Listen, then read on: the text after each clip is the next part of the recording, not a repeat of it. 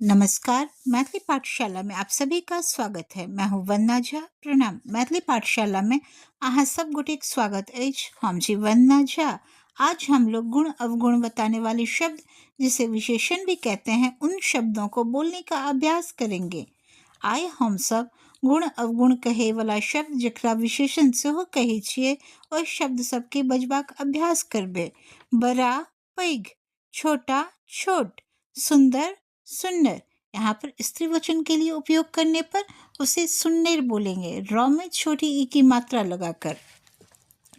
काला कारी, गोरा गोर, टेढ़ा टेढ़, ऊंचा ऊंच, नीचा नीच, गर्म तपत, ठंडा ठंडा या शीतल, मीठा मिठ, खट्टा खटगर, तीखा करुगर, नमकीन नुनगर, कुछ किछ, पुराना पुरान, नया नव, अच्छा नीक, खराब अधला या विजय, पीला पियर, सुनहला सुनहल, होशियार बुधियार।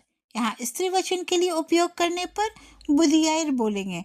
यहाँ भी रॉ में छोटी ई की मात्रा लगाकर बुधियार बोलेंगे। बहुत बढ़िया, बहुत नीक। आज बस इतना ही।